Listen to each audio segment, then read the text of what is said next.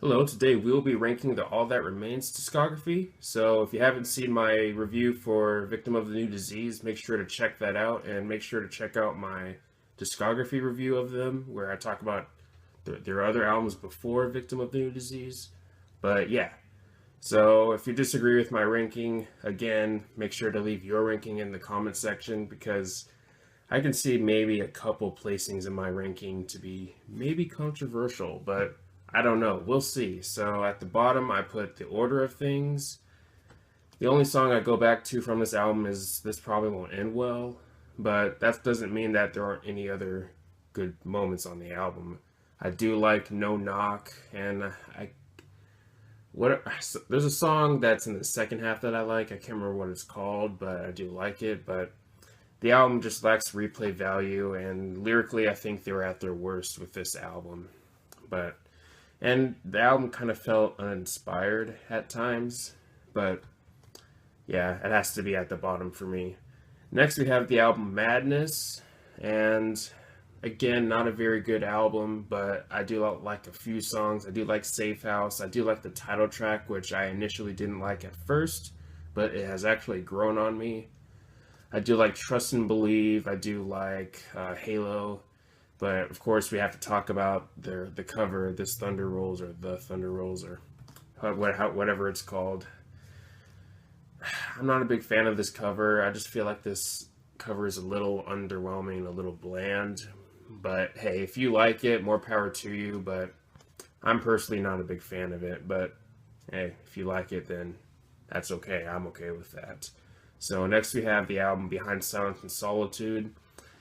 Not the best production, but I've heard worse though.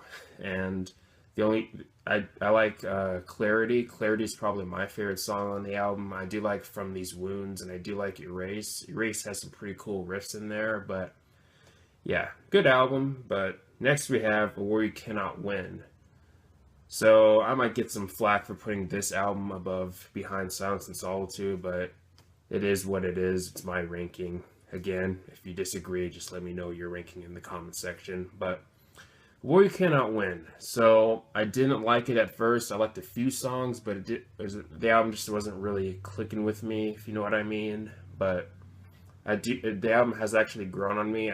Some of my favorites are probably Down Through the Ages, You Can't Feel My Shadow, Stand Up, which was actually my first All That Remains song.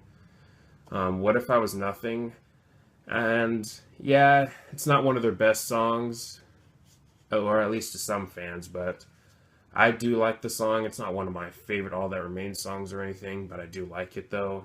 I do like Asking Too Much, and I do like Sing for Liberty, but yeah, the album has actually grown on me over time, and I like it more now. So next we have the album This Darkened Heart, which was their second album, and I just like how raw it is, especially the raw vocals from Phil Labonte. And some of my favorites on the album are probably Deepest Gray, Tattered on My Sleeve, For Salvation, which I think is an underrated All That Remains song, and of course, the title track. But if I had to pick a number one favorite song from the album, it'd have to be Tattered on My Sleeve because I just really love the riffs, and the chorus is really, really catchy. But yeah, I love This Darkened Heart.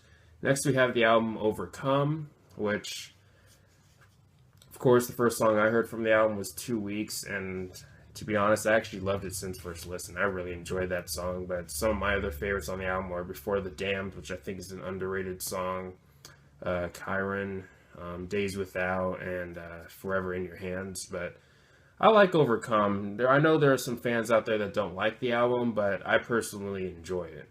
Next, we have the album Victim of the New Disease. This album really wowed me. I'm not going to go into specifics about the album. All I gotta say is check out my review. Next we have a tie for number one, Fall of Ideals and For We Are Many, which is probably very uncommon. And hey, that's okay. I don't know.